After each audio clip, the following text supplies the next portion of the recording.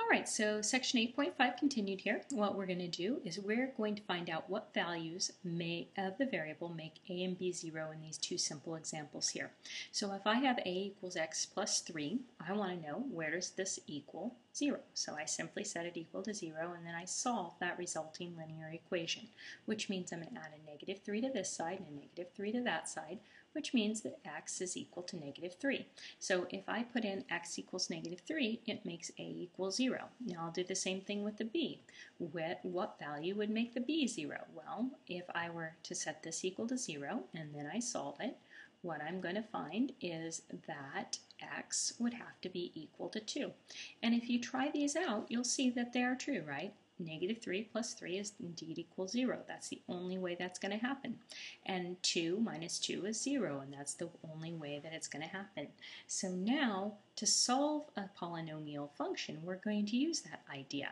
So you'll see in this next example, we have our a here and our b here, right? A times b equals 0.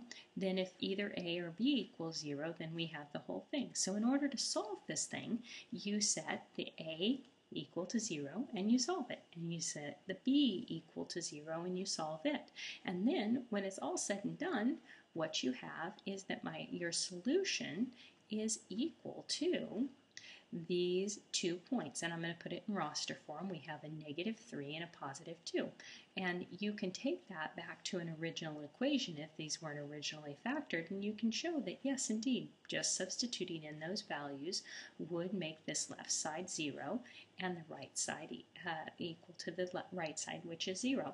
So just putting it in here, right? Negative 3 plus 3 is 0, and negative 3 plus negative 2 is a negative 5, but 0 times negative 5 is still 0, isn't it?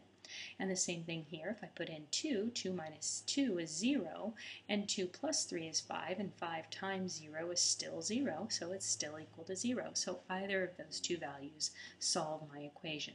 So now let's put that together formally, and we'll show how to solve quadratic equations. So the first thing we do is we put them in standard form. And then the second thing we do is we factor the polynomials that are on one side, which is set equal to 0.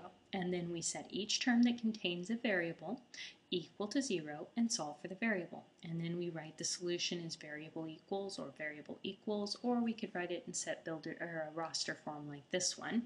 And then you might want to check it just to make sure that you have the right answer, which is what we did. So let's go ahead and do these examples, and I have those written down, but it's not right here. So I'll be right back with those examples. Okay, here's where I have those written down. So now we'll go ahead and we'll solve these. So this first one is just as simple as the problem that I was showing you earlier. I'm going to set this a and this b equal to 0. So a plus 2 is equal to 0, or our x minus 1 is equal to 0. And if either one of those are 0, right, the whole thing would be equal to 0. So where does this happen? Well, x equals minus 2 will make it happen. And over here, if I add 1 to both sides, that gives me that x is equal to 1, which will make this happen. And so we have these two solutions right here. X is equal to 2 or x is equal to 1. And you can check that, right? Oops, this is not positive 2, that's negative 2. See, when I went to check, I saw that that wasn't correct. Negative 2 plus 2, which is equal to 0, and negative 2 and negative 1 is negative 3, but 0 times negative 3 is still 0. And then here, 1 minus 1 is 0, and 1 plus 2 is 3. 3 times 0 is still 0. And so we see that checks out. Now moving down here, what we have to do is we have to factor first. So this left side polynomial, before we can use the zero factor property, we have to have it factored. We have to have factors. So we're going to take out a GCF of x there, and that's going to leave us with an x minus 4. Now every factor that contains a 0 or an x will set equal to 0. So that's a factor and that's a factor.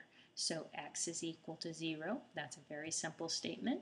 Or x minus 4 is equal to 0, which we add 4 to both sides, and we see that x is equal to 4. And so we see that either x is equal to 4 or x is equal to 0. And if you put 0 in here, 0 minus 0